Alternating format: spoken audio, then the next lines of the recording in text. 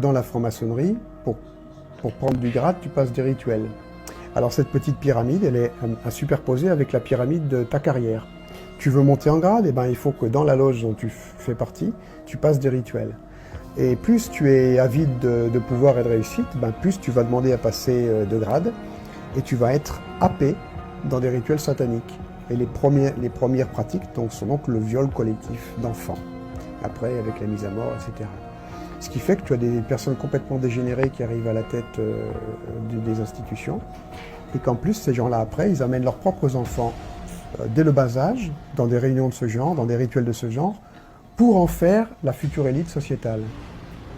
Et ça, c'est quelque chose que les gens ne comprennent pas encore à l'heure actuelle. C'est-à-dire que ce qu'on a vu tous les deux quand on enquêtait, on a fait aussi beaucoup de recherches et des enquêtes qu'on n'a pas encore tout sorti, c'est qu'il y a un protocole où on voit qu'il y a deux types de victimes, d'enfants victimes. Il y a ceux qui sont des enfants défavorisés, des enfants enlevés, des enfants nés sous X de viol, qui servent de matière première pour l'initiation à d'autres enfants.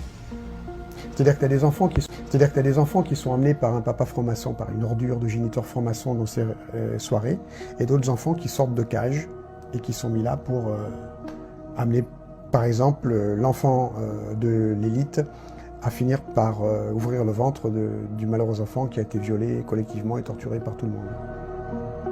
Pourquoi? Parce que ça va créer la fragmentation de personnalité, ou cloisonnement, comme dit plutôt Jeannette, de personnalité. Ça, c'est les fameux procédés donc de mind control. Ouais. On casse la personnalité d'une personne, une espèce de dédoublement qui se forme sur la personne. Et on observe effectivement que ceux qui ont subi ces abus-là les reproduisent en fait. Il y a beaucoup de chances qu'ils les reproduisent à l'âge adulte. C'est quasiment sûr en réalité.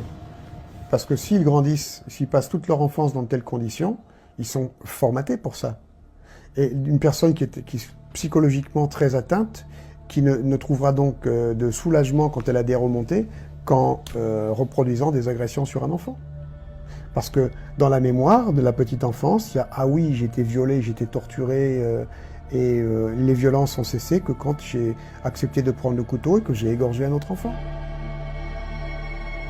Tu imagines les monstres qu'on met sur le marché. Voilà. Donc c'est pour ça qu'à l'heure actuelle, toute la petite élite sociétale,